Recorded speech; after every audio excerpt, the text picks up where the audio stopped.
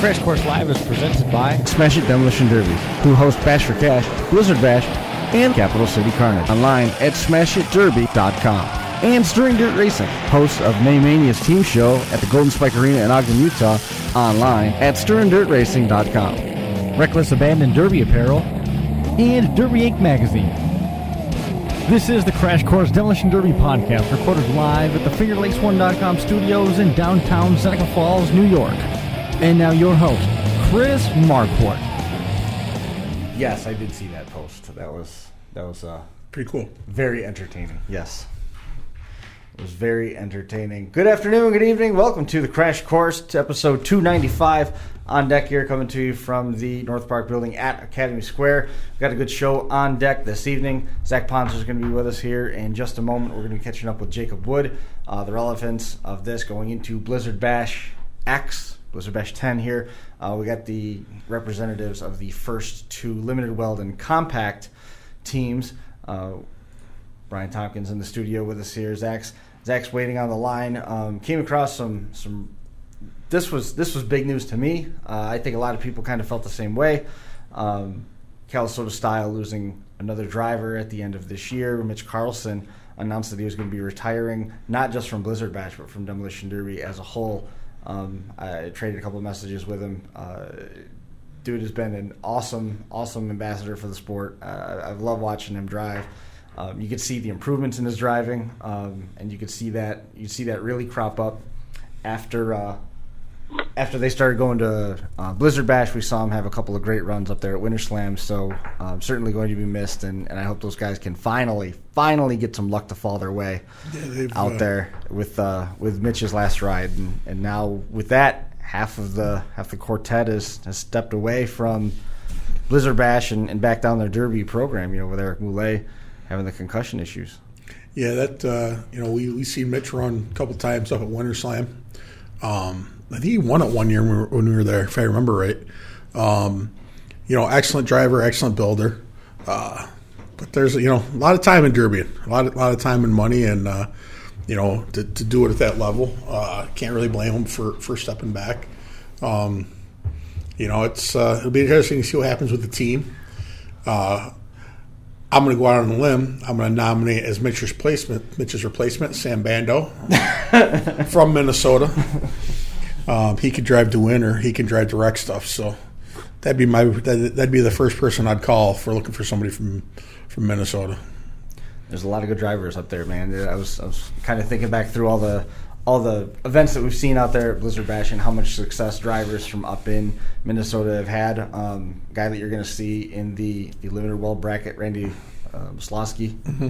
3 in a row. He's he at one point had two or three in a row. He's another just a Matt Stenberg. Yeah. That whole crew, awesome guys. We're going to see a lot of those Minnesota drivers out there at Blizzard Bash, and the Upper Midwest is well represented from across the board, from Wisconsin, Minnesota, Montana, all of the Dakotas, things like that. Zach Ponzer is another one of those drivers from up that way, and for 10 years, it took the first, was it 6 or 8 years before they found a repeat winner, just for someone to win a second time. Yeah. Zach Ponzer's crew did it twice in the first 3 years. Yeah, a limited weld bracket. Zach, man, welcome to the show. Congratulations on all the success that you've had out there. How does Blizzard Bash 10 look for you guys? Kind of the same old. We're going to go down there with our team. We're going to kind of run the way that we can, stick together, and hopefully the cards fall in our favor again. Right. His team this year: Brady Larson, Brett Stringer, and Eric Toddy, the group. So good group of 4 drivers right there. Absolutely. Very good. The limited weld certainly left an impact on everybody. When that limited weld bracket came to pass, it was some of the best combination of driving and wrecked cars and limping things around that we saw, more comparable to what you might see at a county fair. And the traction got so strong that those ended up being the rules that were basically adopted for Capital City Carnage. I mean, what sets this division apart and kind of puts it on the map for you? Why do you run that versus building the heavier cars? A few different reasons, I guess. One, you have to run all the more stock steering components on limited weld cars, so it's a lot easier to tear wheels off other cars. It's a little bit quicker build, not terribly much, honestly. We still put a lot of time into limited cars as we do into the mod cars. It's just a different pace. You gotta be able to go out there, wheel the car. You gotta make it last till the end. I mean, you can't, like some of the mod cars, you can rely on the car so much to do the work, where limited, you just gotta, if you go in there with a half junk car, you gotta try and limp it along. You gotta do the best you can, or try and take somebody down with you. It's just a different change of pace. I just really enjoy the rules, to be honest. The other thing about the limited weld, in addition to being it's a shorter build by like 3 hours. Yeah. I was going to say 2.5, but you're close. It's not terribly much. The rules, I mean, they're, like I said, you pour a lot of time into both builds, so. It's got a great rule set, but the atmosphere is different. Like, you look at the national bracket, and you can just feel the pressure when you walk around the pits. Yeah. And the atmosphere is different with the limited welds. Not saying that they don't feel the same amount of pressure, not saying that those guys don't want to win just as bad. But it's just got this different atmosphere to it. And like Zach was saying, going out there, and it's not uncommon to see guys going out there with cars that are limping along, and they've got to find the way to drive it. You look at what the Hewers have done out there. Their car's falling apart, and it's been such a slugfest between Ponzer's crew and Team Azzkikr and their 2 wins, and Caddy Nation coming away with the win there. It's going to be another good bracket this year. And that's the thing. I mean, Zach mentioned that, sometimes the mod cars, they kind of rely on the car. You can't do that as much with a limited weld, but each team, in my humble opinion, usually has that one guy that's going to go out and be the hammer. You know what I mean? Each team kind of still has a guy that's going to go out and kind of go after, try to set the pace. And it's still a pretty fast-paced heat. I mean, and the feature's pretty fast-paced. And these guys, the work they do after the heats is just as impressive. They get their plates and so on, and it's there's not much that separates a limited weld from a full weld. So, just another one of the great parts that make Blizzard Bash what it is. Caddy Nation's going to be back. Teddy Papadopoulos, Mason Larson joining Trey and Rob Ewer. The Show Me Sliders crew. It's Corey Ludington, Vic Whaley, Justin Hill, and Junior Cardwell. That's going to be another group to watch pretty closely. Had a message earlier today that was picking Team Twisted as one of the front runners with Brad Darling, Nick Schroeder, Ryan Erzog, and Nick Gade.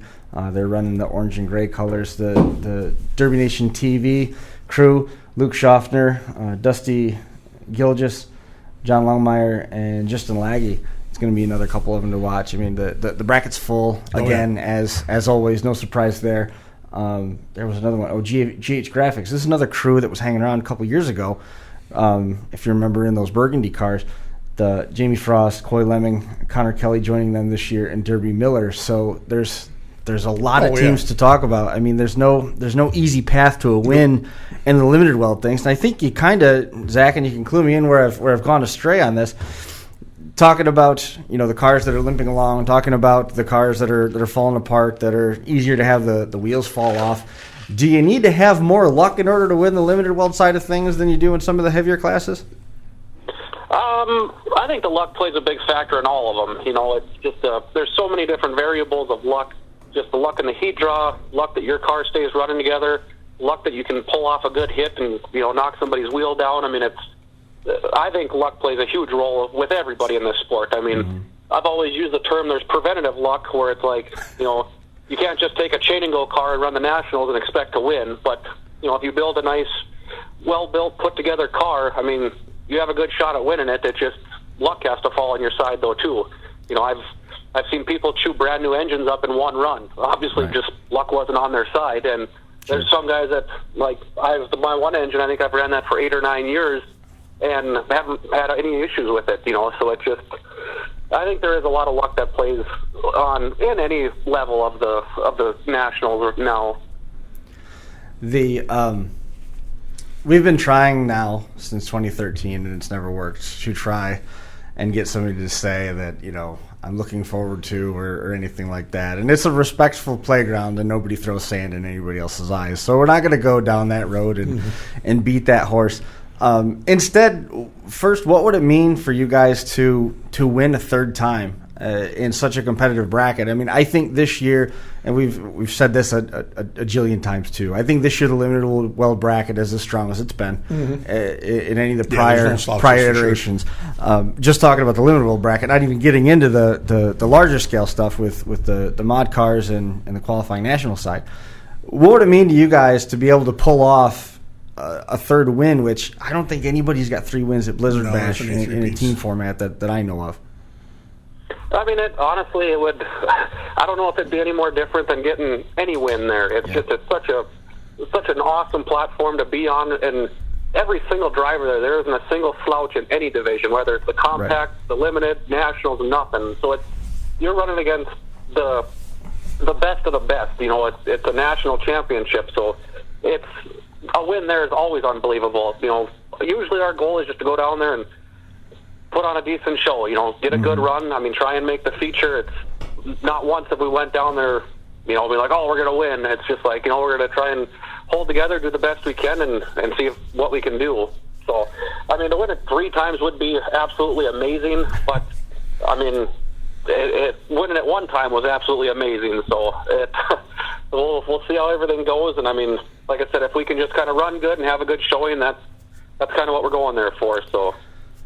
Well, I was going to say, you know, so what's it going to take for you guys to win? But we've sort of hit on the luck and hit on the build, and you guys are done already. I'd like to go a different direction with it, and again, respect everybody that was involved in both of your wins.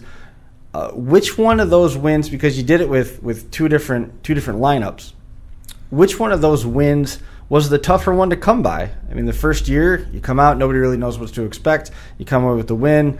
The second year, the second time it's a slugfest with some guys that you know from back home. You've got some of those Kansas cars that are factoring in there. Which one stands out as the tougher one to come up with? Probably the first one. Just for, you know, the pressure's always there to run your best and win. And the first one too, I was there by myself for, I think it was like the last 6-7 cars. It was just me out there for my team, so. Definitely, I know Coy's team had a couple cars running yet, so it was a lot harder to get around. You know, they were kind of gunning for everybody, but they had a couple cars going against everyone else's single, so it seemed like it was pretty easy for them to get somebody stuck in the corner real quick. And then, like last year, Brady won it for us, but I was right there, so to have the shoe on the other foot and have 2 cars against kind of the last few going, it was a lot better feeling, that's for sure, being on that end rather than the receiving end of it. You know, like you mentioned, we've been out there for, going on 6 years now. And it is funny, though, when the draws come out, and there's times we've heard audible gasps. Or, two names will be announced, and you hear instantly there's murmuring. So it's, and we've said, we've never, even behind... It's more fun when it goes quiet. Yeah. And in all honesty, even behind closed doors, we've never had somebody say... our team wants to get this team. It's never happened. Never. So I mean, but it is cool to hear, to see the look on faces and see who's got a poker face, and to see somebody that's like it used to be the orange team from the full limited Weld junkyard dogs. Oh yeah. With Booger and all those guys. Oh, yeah, JYD. Okay. Yeah, when JYD, whoever got JYD, you could see, like, the color would just drain out of their face, because it didn't matter who got them. If you ran JYD, if you won, your cars were going to be worse for the wear for that weekend. You were behind the 8 ball after running them. Remember a couple years ago, JYD's draw was either Daniel Ort's team and then Minnesota, Calisota style, or vice versa. I don't remember. I know the one year it was JYD and they used to be Guard. That was a heck of a heat. That's when Brockway and Booger went headlight to headlight, shortened both cars. Mike Worth ended up with a drive shaft looked like a banana. Yeah, crazy, bent in three spots. But I mean, and that's part of being there and being there for the draw and watching. Because like you said, it's gone from people are talking to it's silent after a pick, and we're like, that's going to be interesting. So it's neat because I mean, obviously these guys, there isn't a huge turnover in these classes year to year, so these guys all know each other. A lot of them run against each other back home, and some of them run with each other back home as as friends and stuff. So it's cool to see how things shake out. Once you get to the feature, and Zach may or may not agree with this, but once you get to the feature, there's always the politicking and always the drafting back in the pits to see who's going to help who, and until it comes down to the end. So it's neat to see how things shake down. I think it's a disservice that we don't get to see because we're busy. We don't get to. Yeah. We don't get to see the heat draws for the limited Weld side of things. Yeah. Because it's just as many gasps. Oh yeah, no doubt, no doubt. How's your summer been otherwise, Zach? I mean, you guys have been plenty busy up there. Yeah, we kind of focused on North Dakota has an association point standing. So I ran all 5 of them shows.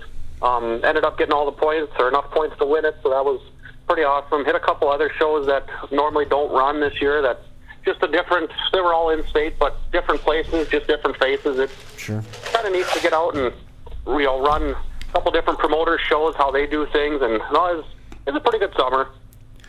How many times did you have to run to get the association championship?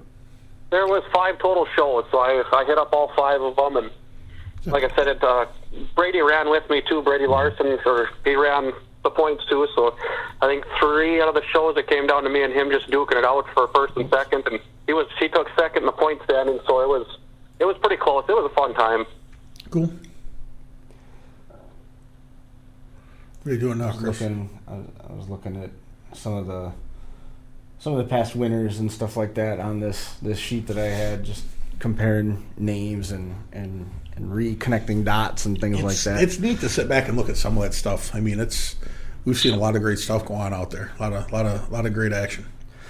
The associate we did a couple weeks worth looking at points and some of the folks that are doing points events through the course of the summer, and then focusing their attention. They pull a plug, be it August or be it Labor Day, whatever, to get their stuff ready for Blizzard Bash. You said your cars are already together for Blizzard Bash, done, painted, and just waiting to get on the trailer. Yeah. I finished up my Blizzard Bash car. That was kind of early September. I was still running shows yet, and then actually we're running Vegas too the weekend after. So I just finished that one up last 2 weekends ago, and they both got painted just last weekend here. Don't load the wrong car. Well, they'll both be in Kansas. We're going to haul both of them down. We're all hauling all of our cars to Kansas and then going straight across from Kansas to Vegas. I was going to say, by the time, if you went home, it would be time to head for Vegas. So you might as well just leave from Vegas. Yeah, that makes sense. Yeah. No, we talked about it. I mean, we would have to go. If we went back to North Dakota, we would have to literally hook up to the other trailer and just go, because we got to be there. I think it's Tuesday afternoon or Tuesday night. And the drive time, it's 23 hours from Vegas to North Dakota. Wow. What's the drive time from Kansas to Vegas? I think that was 17 or 18 hours. Hey, you might be able to take a nap on the way. That'll be nice. I should be able to. This will actually be the first year, I think, since day one of Blizzard Bash that I actually get to watch the full feature. Really, whenever we went there, we were always running the 80s class, either the 80s mod or limited there, and we always would load our cars up Sunday and hit the road right away. So I haven't watched the national final, the actual A main, since day one. So wow. It'll be kind of neat to not have to hit the road right away. Did you get to hang around when Eric won back in 2015? I did see that in that limited class. Yeah. That's cool. That's a lot of driving. Oh, yeah. On the association championship, so how many different cars did you have to build through the summer to keep up with that? I only ran 2. I had a Bubble Lincoln that I built a couple years ago for a show and just ended up running there, and actually built my first 03 this year and ran that the rest of the shows. So must have been pretty happy with it then if you got that many shows out of it. It worked out pretty well. I definitely bumped up my driving style. I was pretty aggressive compared to my compared to my usual, but the first run I was out there swatting with it, and I kind of had the mentality that as soon as the hood started to wrinkle up a little bit, I'd lay up, and I was swatting, and the hood just didn't wrinkle, so I got done, and the car was still just dead straight up front, and I ran it a couple more times back and went, like all my Fords do, they went to shit, but front end's just hard on them. Is that what you ran all summer, was Fords? Yeah. Yeah. I actually built my wife a car, and she ran in Botno, and then I took the leftovers of that to the show out in Beulah and ran that, got lucky and won it. Then ran the point system with the other two new style Fords. Now you mentioned the back of your Ford going all to shit. I've never really built a Ford, but isn't that kind of what happens to all Fords? Don't they all just kind of end up like in the back window and basically you're hitting with the tank protector? I mean, isn't that kind of what the back of them do? Well, they all do, but some of them just go a lot faster than others. Like right. Mine will always roll. It'll roll up and go in nice. I mean, it won't. They usually don't go to the ground or nothing like that. But like you see, like Bobby Whitaker's Toast. A lot of them guys were the Clemens boys. Their back ends they're hard. They roll up absolutely perfect every single time, and I mean they can use them and take a beating, and then I mean they do end up in the back window, but it takes theirs a lot longer than mine. Well, you named off some pretty good car builders there, so I mean you can't, they're some of the best. Did you see? Oh yeah, definitely. They're again at the Blizzard Bash level. That's all you see there. They're like we were talking about heat draws and stuff too, and like you said, there's not a single team out there that's like, oh God, I really hope we get their team because that's going to be a cakewalk. I mean, there just isn't. Basically, you got your handful of people you absolutely don't want to draw because it's going to be a nightmare, and then the rest just kind of like, well, hopefully we can pull it off. Yeah, and we've touched on that. You get out there, and I mean, everything out there at Blizzard Bash is a feature. I mean, every heat is it's a feature. I mean, you have to earn every level out there. I mean, it's crazy. I mean, Chris is like, and I've picked on him before, but he really is. He knows stuff about damn near every driver that's out there. And we'll be sitting there, and he'll start talking about where this guy's from and how many wins he's had, and I'm just like, it's amazing to hear. I mean, pretty much everybody that's there is a big dog, and from their hometown. And it's just crazy to see the talent that's out there. Oh yeah, it definitely is. I want to show you something real quick. Wow, Zach, forgive me, but you brought up Brent Clemens. Did you see the deer that he got? Oh yeah. Look at this thing. Yeah. This is yeah. on public land. All that work. Yeah, that was very cool. Yeah, that was neat. They've had a little bit of a rough year, so it was good that had a little bit of fun come through there. Yeah, that's what you call a horse. Yeah. Quick sidebar, sorry. Yeah, hey, her hunting, demolition derby, it all goes together. So Zach, out there in North Dakota, have you guys got a foot of snow yet, or hasn't winter hit? Actually, everything melted already. We got a blizzard about 3 weeks ago. We had 32 inches of snow where I'm from, and pretty much across the state got it was 3 days straight blizzard, and then it kind of warmed up again, and there's just a few drifts here and there, but everything's pretty much gone, but all the water's still here, so it's... Yeah, I was semi-kidding when I asked about the snow. Well, the Finger Lakes have been great today. There wasn't a cloud in the sky. It was 70 when I was 70 at football practice tonight, so it wasn't all that bad. 2 days before Halloween. Yeah. I think it broke freezing here, so it was a good day. You guys can keep that stuff. Yeah. The older I get, the less I like that. No, it'll definitely be nice when we head down south and over to Vegas.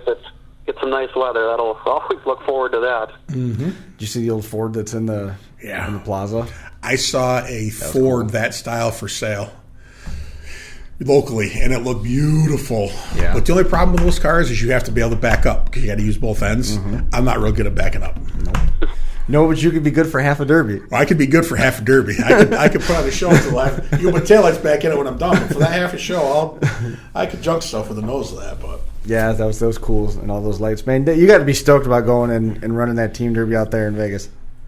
Oh yeah, I think we were fourth or fifth out on the waiting list when everything happened, and we talked as a team and everything, and just like, hey, are we going to stick with this on the waiting list, or should we just give up now? And we kind of gave it basically a set date that anything beyond that, we just wouldn't have time to get both Blizzard Bash cars done and Vegas cars done. And I think it was like a week or two before kind of our date that we were going to give up, and we got the phone call that someone else dropped out, and we got in. So that was just kind of, everybody got out and really got after it, got their cars built throughout the summer, even, just kind of getting the doors welded up, stuff like that, frames worked on, so just less to do as it got closer. And no, we're all sitting pretty good. I don't think the other guys are in paint yet, but they probably should be by this weekend. They're sitting pretty good too. Are you doing Fords all the way around for these two shows? No, I think me and Brady are going to be in Fords, and then Brett and Tada are going to be in Old Iron GMs. I'm not sure if they're all Buicks or what they all got, but that's just more what they're comfortable in, and that's whatever works for them. I'm not going to say where I saw it, but I saw a picture of a very nice Buick on a trailer down south, and it may or may not have been headed to New York. That's another car you got to back up, so I would never want that. But somebody's going to really be after that car if it's up for sale, and if not, the guy that owns it he's going to junk stuff with it. It's really nice, so see where that is next year. Did you see Zach Anderson? He had you're asking me about his Chrysler there. Mm-hmm. He built the Y-framer. Yep. He had another Y-framer that he sent onto a good home, and he's got a wagon pulling in. Yeah, I did see that. I see that. Yeah, that was cool. I'm excited to see what he does with that. Yeah. We are, by the way, the only two people, and Josh, who are excited to see what he does with that. Yeah. Because everybody else is either Ford or Chevy at this point. Yeah. We're in a small minority, that's for sure. Well. I know you got a good group of people around you, and the fact that you can crank these cars out so early, certainly testament to what the team can do. Is there anybody that you wanted to make mention of here as we get ready to wrap up? Just my team. I'm super happy that they stick with me on it, and they build competitive cars every weekend or every year, and we can go out there and run together. The chemistry we got is definitely helping us out there. Mm-hmm. I'd like to thank my family. My parents supported me since day one, building cars out of their garage way back. My wife and kids, they help me in the shop as much as they can and hold the fort down. E2 sliders, he does quite a bit for me. Elvis does there, so definitely want to mention him. And the one guy that he's helped me all year long, he's there every single weekend, just busting ass and helping me get stuff done all the time. It's Jason Mann he's from Animus, and yeah, that guy. He donated his entire summer, all summer, every weekend. We were either running a show or working on cars or going to pick up cars or junkyard, and he's been there the whole time. He's burning up all his vacation to come down to Kansas and shoot all the way over and That's awesome. Help me pull the car rather than flying. So I mean, he's done a lot, and I really can't thank him enough. That's awesome. That's a good guy to have on the team right there. Oh yeah. He's definitely the pit crew chief there. When stuff's not going right, he'll straighten you out and get everything going again. Cool. You need that kind of guy at Blizzard Bash, and that's it's good to have him along for the ride heading to Vegas too. The team sounds great. It'd be awesome to see you win a third, and man, 3 out of 4 wouldn't be too bad to ride that momentum heading into Vegas. Usually at this point I say I hope the build goes well, but that's all done. Hopefully, hopefully you don't overthink yourself and start tinkering with stuff too much, and for sure travel safe. And we look forward to catching up with you in Topeka here in a couple of days. Yep, that sounds great. Thanks for having me on the show, guys. Always, Meg. We'll talk to you soon. Yep. See you later. See you later, Zach. A couple thoughts from Zach Ponzer there. Pretty good dude. We've had him on the show a couple times. Still not the right one. I keep hitting the wrong button. Oh well. I hate it when that happens. I do hate it when that happens. The shortcuts on the crash course are set up just like 2 buttons different and from final round. Oh. And sometimes I don't hit the right things. Well, you do have 3 podcasts. I do. We are inching closer and closer to 300.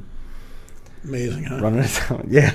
It's a little crazy when you think about it. Amazing. It's a little over the top. Some changes, some new stuff, some old stuff.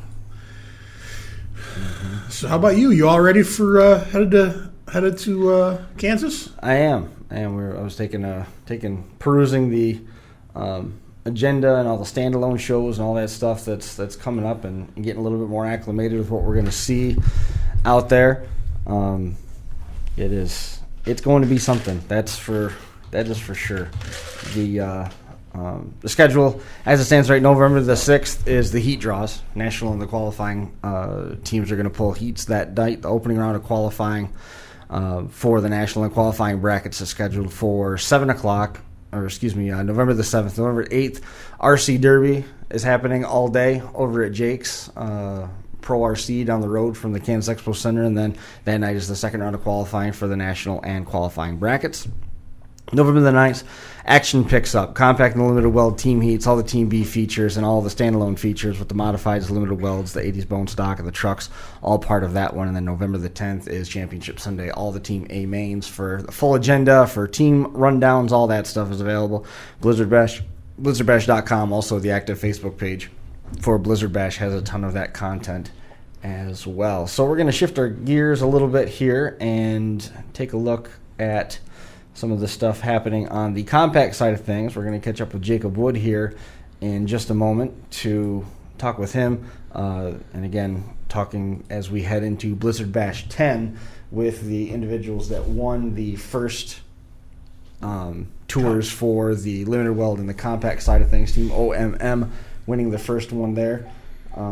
We've talked at length with Tony Brellinger and Team Brellinger and Team A2S, and also with the Compact Cadillacs with Mulder and Ullman and so many wins and so much success that they've had out there.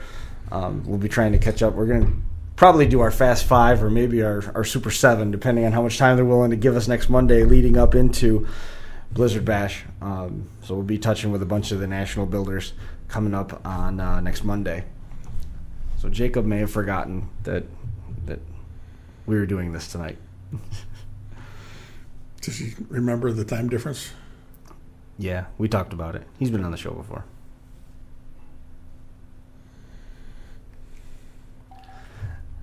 So talk amongst yourselves. I got to give him a reminder, and we'll revisit that.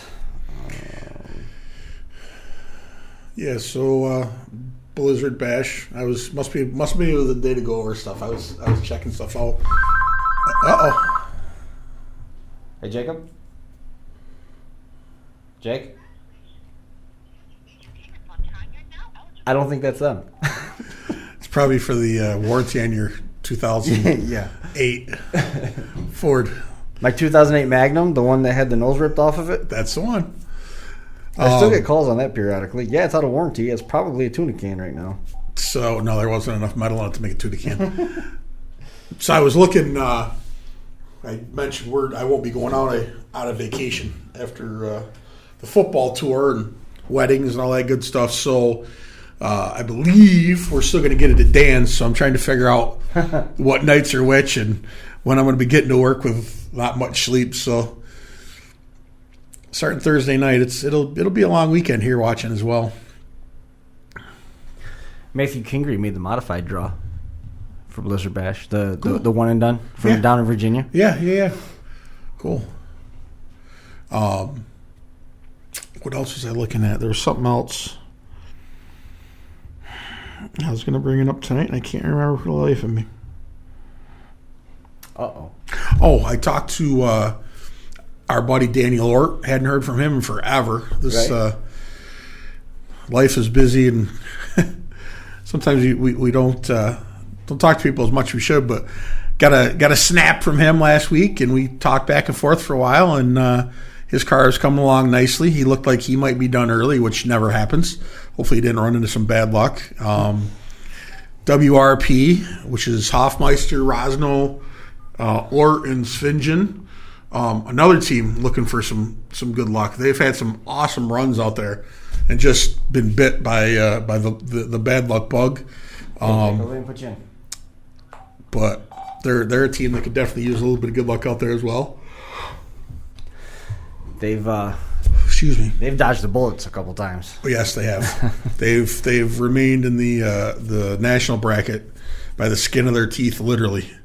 I mean, we saw Rosno survive with a car where the rear end was chucking feet, depending, back and forth, depending which way it was going. Good luck is it would be nice if they got a little bit of it. Good luck is always something to come by. We were talking about preventative luck and some of the other stuff with Zach Ponzer, guy who's seen some luck fall his way and seen luck abandon him drastically. Jacob Wood, who drove with Team OMM to win the first ever compact team championship that was contested at Blizzard Bash. Man, welcome to the show. Good to have you on. Thanks, guys. I appreciate it.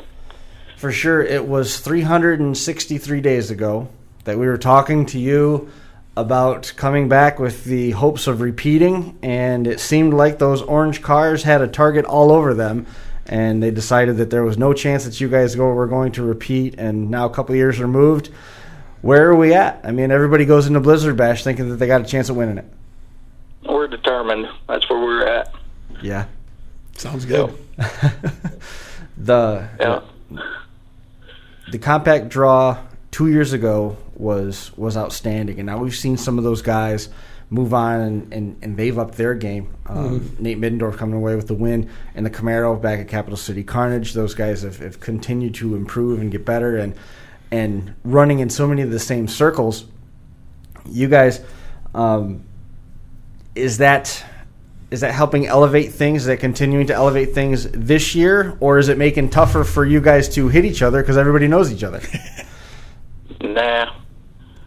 It doesn't make it tougher to hit them. We still shake their hands afterwards. That's cool. Yeah, we all get along pretty well. All of them do.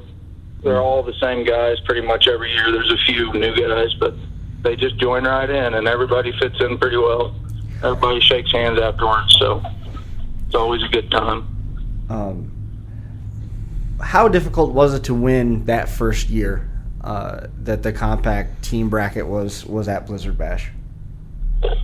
We didn't know what we were getting into, honestly, but we kind of joked around about signing up, and then Joshua just texted me one night and said, "Hey, we're in that show." So I was like, okay. Right. So we didn't really know what we were getting into, and when we got there, we realized, holy moly. But it opened our eyes quite a bit. Right. We just had we ran with some really good people. We had the numbers that year, and we made it to the feature, and then the rest kind of fell our way. I think anybody, the first time they run at Blizzard Bash, has that when they get there. I think it's an eye-opening experience. I mean, there's nothing like it. There's nothing like that show. And I mean, we've seen guys with, is it almost a religious experience? I don't know if I'd go that far. I mean, I don't know if I'd call it, the Derby homeland or anything, but I mean, we've seen the most successful drivers in Derby across the nation there, and we've seen them have good luck. We've seen them have bad luck. It doesn't, just because you've won, this big show this many times, it doesn't mean you're going to go out to Blizzard Bash and kick ass and take names. I mean, it's completely different. It's just a completely different animal. In all the classes, we've talked about how hard, the modifieds, the national team bracket is.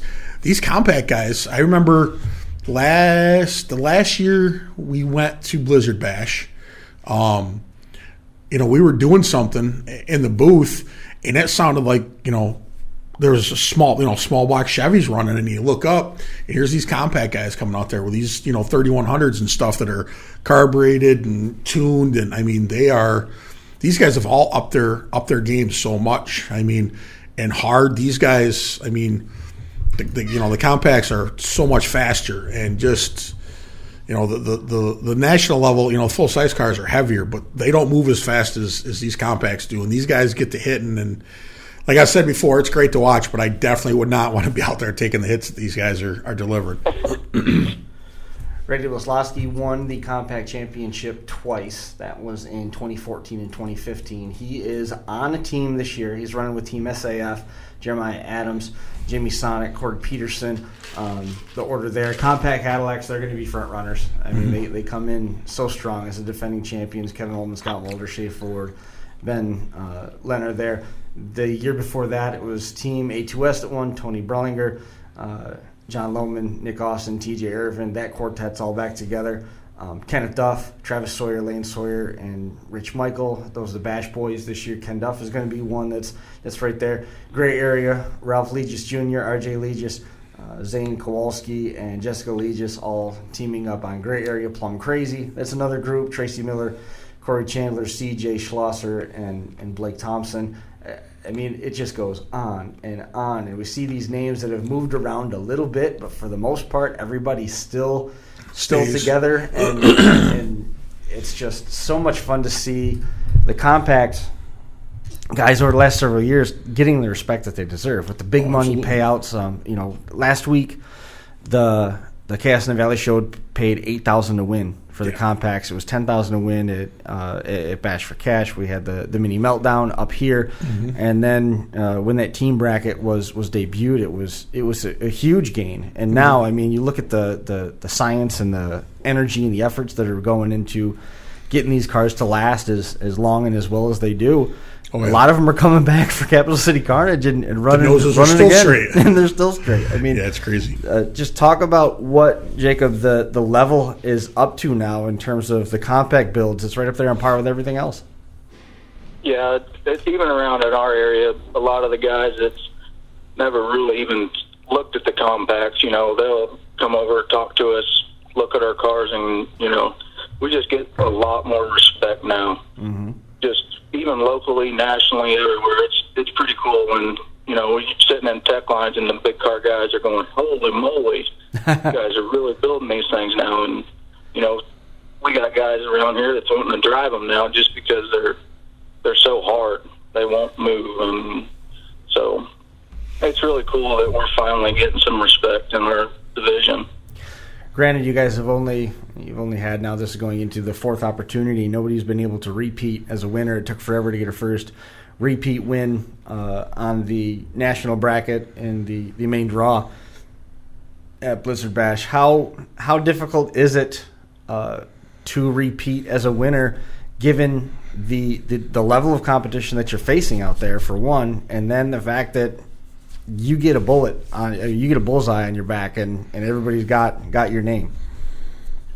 Yeah, it's very hard to repeat. I mean, the competition's just so high out there. It's just, you got to have everything go your way. You got to have the numbers. You got to have your people out there with you. You got to have your buddies. You got to have everything just go right to win that show. And you got to drive right too. That's another big thing that we learned last year. Well, driving right is a big part of it, and one of the things we've heard from Dustin Ingram that has resonated with me for a long, long time is it's not exactly the same as riding a bike. You have to practice, you have to drive, you have to be busy during the summer to keep your skills up and make sure that your skills are on par. You put all this time and effort into building a car that's perfect, but if you don't have your driving skills up, then you're going to be more apt to make a mistake, and the car's not going to be ready to forgive that. Yeah, last year we didn't make the feature, and that was the first time in my life that I pretty much jumped my car in the heat that I've ever used the rear end of a W body on purpose in the B feature, and that opened my eyes a lot. I don't think I used the front end one time because there wasn't anything up there at all. I could have not had a bumper because my car was so wrecked after the heat. But that was a good learning experience for me. I've been driving W bodies for a while, and I've never used the rear end of one until that B feature. So should we taught me a lot. So should we expect that you're going to use the back end more? Oh, no. Not in the heat.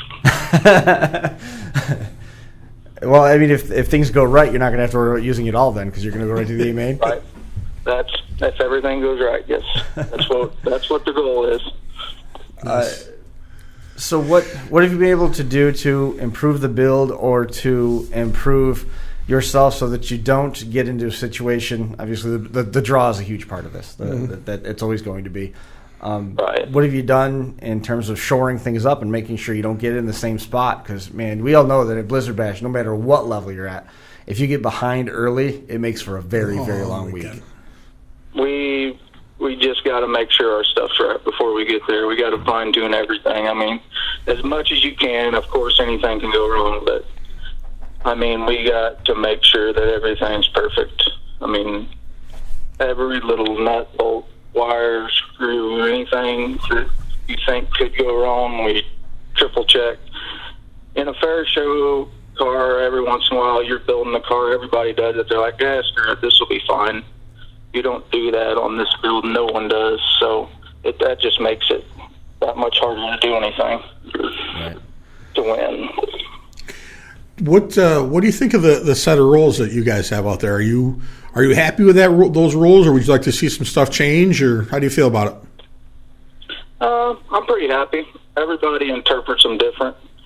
And with our class, it makes it harder for them to write rules because we got the rear-wheel drives and the front-wheel drives. It's not like, the mod big cars where everybody's in a rear-wheel drive. But it's just in how you interpret it. And at least now I like it because we got Kyle Ball is actually the one that's in charge of it, and he's the one that we've been calling. So everybody should be on the same page on what will be. How it will be teched, so it should be good this year. Now, you mentioned the rear-wheel drive. Have you ever ran a rear-wheel drive compact, or have you? That's actually how I started. Oh, okay. I started in Mustangs, and I guess I wasn't building them right because they didn't last through me. The way them guys are building them rear-wheel drives, I think I could drive them. That's awesome. So we see Nate run out there with his, and then obviously we go to Bash for Cash, and I would safely say that the rear-wheel drives there are Granada one year? Yeah. It was a Granada, right? No, it wasn't. It was Fairmont. It was a Ford, but I can't remember what it was. It might have been a Fairmont, but yeah, he brought one to Blizzard Bash. Bash for Cash. Yeah. But I would say Bash for Cash, the rear-wheel drives are right now the car of choice. Them Supers that them guys take up there are nasty looking. Yeah, the AMCs are pretty nasty that they bring in there.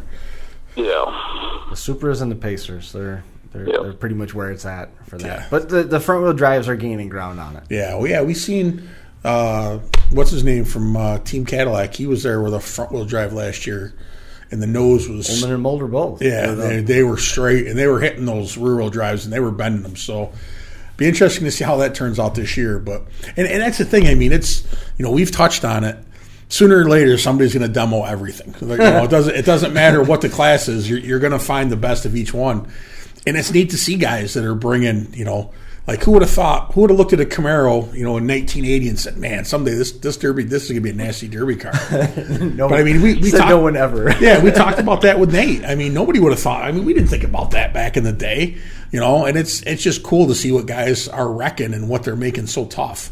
It's neat. We're kind of right there watching it. I mean, we've seen with the full size cars, the Chevy Impala and the Chevy Roundback have kind of been, the top for a while. Now we're seeing the Cadillacs and some other stuff. But the compact, it's gaining speed, it's gaining momentum. So we're seeing what guys are making tough. We're kind of right there at the forefront. So it's pretty neat to watch and see what guys are turning into the nasty cars of that. Next week we're going to talk to somebody who swears by Ford Tauruses, and he is one of two people that I've ever had a conversation with that said, give me a Ford Taurus and I'll go up against anything. Really? More or less. There's certain pockets, but all of them, there's ways to make all of them good. I couldn't believe it, but it was a learning conversation, that's for sure. That's right. I'm very surprised though. Well, I guess not so much if the car wasn't holding up for you that you converted over. Jacob moving over to the W bodies, and now that's where it's at. Yeah, that was very early on in my career. that was way back. I mean, that was before the cradles and everything. Right. The big rear ends and everything. It was just easier to build the W bodies, and they were a the main thing was they were easier for me to find. They were everywhere. The Mustangs, the Fox bodies, and everything. I couldn't find as many, so I just dove into it, and now I doubt I could go back. I'm too far behind the baseball now. But so Team OMM this year: Joshua Wood, Jacob Wood, Kurt Turpin, Dakota Johnson, all coming together for another round of action at Blizzard Bash. Safe to assume then that we're going to see all W bodies out of that camp? Yes. Cool. There's going to be a fleet of them pulling out in various states of disrepair for the feature. Mm-hmm. There's several teams now just looking at the rundown that are going to be almost exclusively Luminas and Monte Carlos. Mm-hmm. Is there a value over the 2-door versus the 4-door or vice versa? Some guys like the 2 doors more, but I just think there's more car with the 4-door. Yeah. More rear end, more space for them guys to pound on you back there. I feel like they fold up a little better, but some guys swear by the 2 doors, but I just haven't had any luck with them. I still think it's hilarious that when they came out, the Lumina was the future of Chevy's racing program. I know, right? I just find that funny. This is the future of our racing program. Okay, let's go back to the drawing board on that one. They're a hell of a rocket car, but I don't know about that racing program. Jeff Gordon thought they were fine. Yeah, well, for the money that Chevy paid him, I probably would have said the same thing. It gave Terry Labonte a resurgence in his career, mm-hmm. and Ken Schrader was able to flip a number of them. Yeah, he was. Ricky Craven wadded up a bunch too. Yep. Shifting back to where we're going with this, with the W body conversation, and we talked about the 2 versus 4-door. Is there anything to say the Chevy product versus, say, a Pontiac or an Alero? Something like those. Do you prefer it to be a Lumina or a Monte Carlo? I just like the square body Lumina is the best. Yeah. But actually this year I'm running the Buick Regal just because I got hurt this summer, so it's kind of the car I had stripped out that I was going to run in a fair show, and I had a guy strip it out, and that's just kind of the car I had to use. So that's kind of how that came about. I had another car that I wanted to take, but it didn't work out. Have you seen the prices on the compact stuff going up at home? Not yet.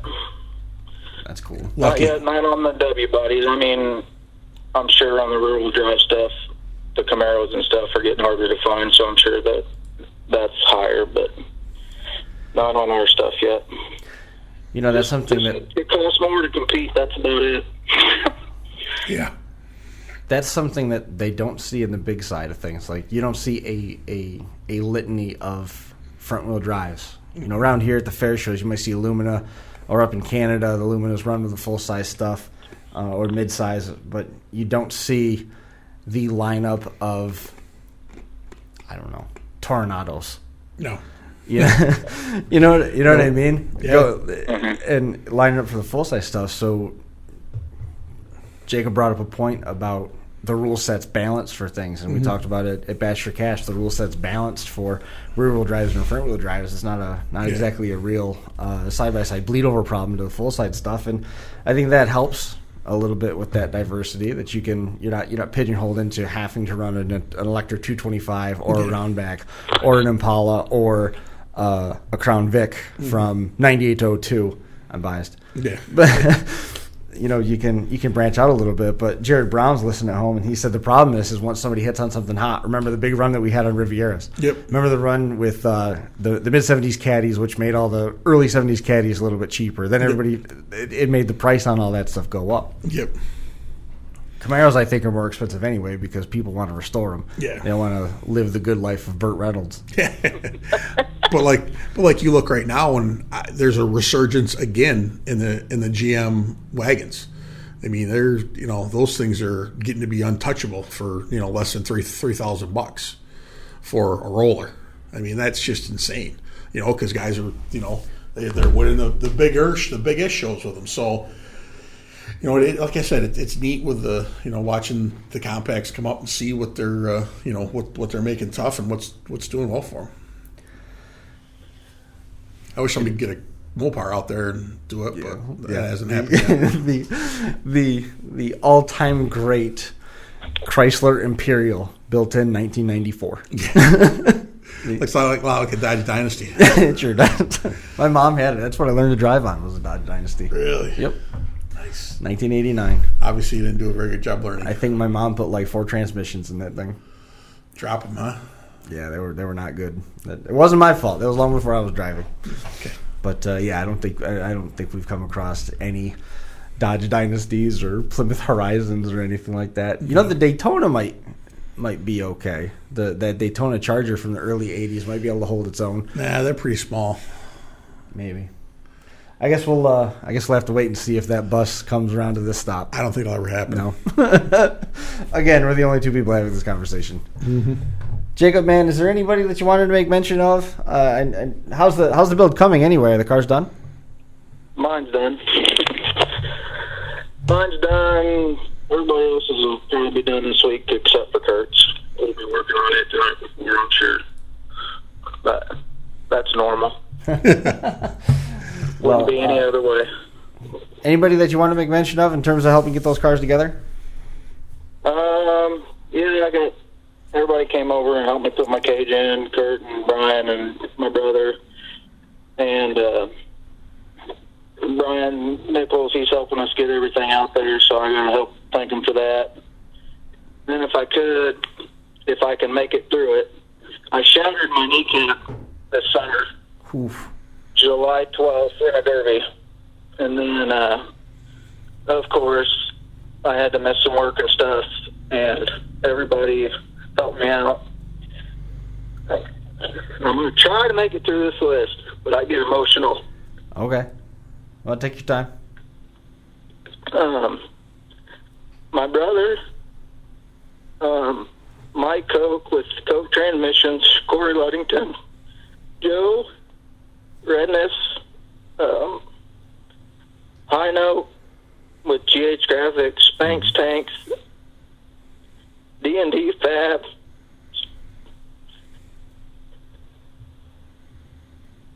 Steve's Derby Parts, Justin Lake, Ray Zilla, Tim Burke Motorsports, Gary Jones, and then there's a bunch of people, a bunch of figure eight drivers that helped me. But I just wanted to say thanks. Awesome. On here. Very cool. You bet. So I got to ask. I mean, we've it's all a tight family, right? Yes. I mean, motorsports does band together pretty well. Absolutely. We've all bumped our kneecaps and felt that pain. I mean, to actually shatter your kneecap, that had to hurt like a son of a gun. Oh, you can't even imagine how much that hurt. Yeah. I mean, and can they do anything to it, or do they just hope that it heals back up on its own? They had to reconnect the ligaments from the bottom, right below the kneecap. There's ligaments that attach to it, and I had to reconnect them to the top of my kneecap because the lower third of my kneecap is totally gone now. Cool. Because it just disintegrated. Yeah. So you grenaded your kneecap and tore the patella tendon? I didn't tear anything. It was just the kneecap. I got lucky. I didn't tear any ligaments or nothing. There was nothing left for it to connect to. All I did was just fracture the kneecap. But I lost the whole bottom third of that. You must hit it on your cage inside the car? I was driving a buddy's car, and he had his freaking cage underneath the steering wheel, and I slid forward right into it. I was full tractor car head on, and my kneecap slid right into it. I had to call my soon-to-be wife. She wasn't even there. She thought I won, and I had to tell her, no, I'm going to the hospital. Chris, what's it like to call your wife and tell her you're going to the hospital? That is a rough phone call. Oh, it was very rough. Yeah. I have to thank her, too. I always forget her, but she knows how much I appreciate it. Don't forget her. How do you feel now? How is it? I haven't been in a car since July 12th, so she said I told her that I really needed to run Blizzard Bash, and I really wanted to, not needed to, but so that'll be my first one back. So I missed work for 3 weeks, and I've been out of the brace for like 2 months. So, but I mean, how does your knee bandaged up? How does your knee actually feel now? I mean, can you walk without pain and stuff, or? Yep, I can walk without pain. I can work without pain. So, what are the odds we're going to see you wearing catcher's pads inside the car? Probably pretty good if she has anything to say with it. I'm going to look like Bubble Man in there probably. Hey, just She remember. told me, she said, don't drive like you're scared either, because she's on me about that. So Right. I said, that won't be a problem. Just remember, from an old married guy, remember, happy wife, happy life. So just take that into. Yeah. Man, when you pull through that tunnel and pull out there, there's going to be so many different emotions going on at the same time. But I bet long about that first time you get a wide open shot on a wheel, you'll feel completely fine again. Yep, I hope so. I know it's all going to work out, and I really appreciate you letting me go through that list. Is it? Guys, I really, really appreciate everything that everyone done for me. Was it your throttle foot or your brake foot? Huh? Is it your throttle foot or your brake foot? It's my brake foot. Oh, that's overrated anyways. You'll be fine. Yep, I don't need that anyways. Well, it's great to hear that you made a recovery. Good to hear that the cars are all done for the rest of the team. And as always, the way that the Derby community always bands together to take care of their own, that's it's been proven time and time again. So I'm glad that you were able to get back on your feet after that. The better question is, how did work feel about it? My boss told him I had to go to surgery or whatever, and he said, "Are you going to Derby again?" I said, "Yeah, I'm going to in November." He said, "Well, while you're in surgery, see if I can pull your head out of your ass while you're there." That's a good boss. That's par for the course. That's not awesome. bad. That was funny though. But yeah, Very cool. everything's good. Everybody's happy, so I can't wait to get out there and get back in a car. I'm itching to get back in a car. Sure. I haven't took that long off in a while. Well, we wish you the best of luck out there. We look forward to catching up with you on Wednesday. We'll be in town, and we'll see you through the course of the I'll week. see you later, Chris. I appreciate it. You bet, man. You take care. We'll talk to you soon.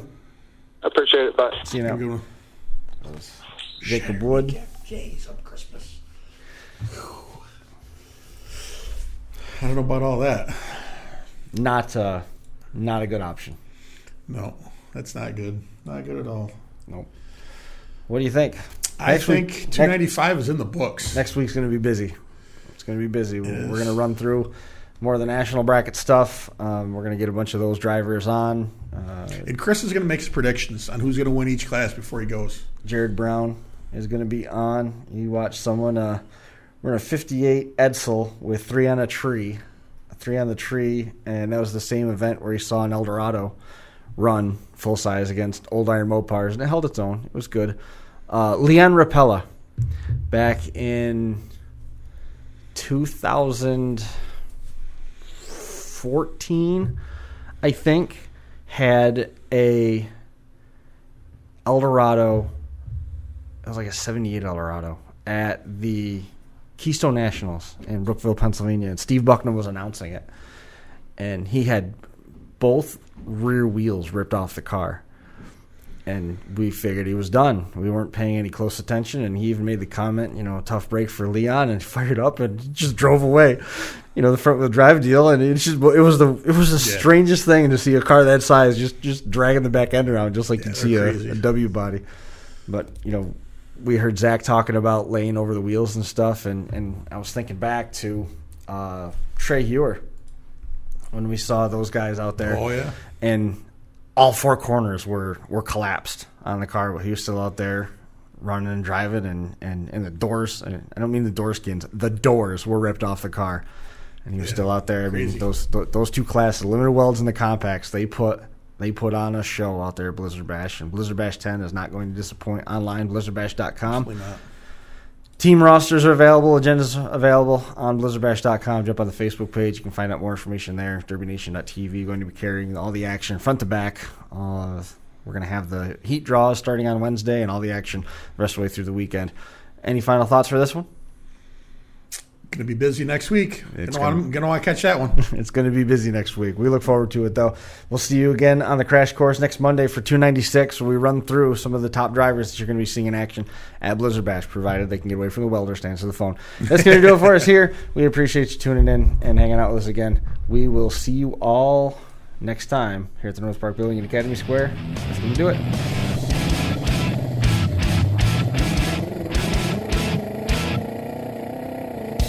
Crash Course Live is presented by Smash It Demolition Derby, who host Bash for Cash, Blizzard Bash, and Capital City Carnage. Online at smashitderby.com.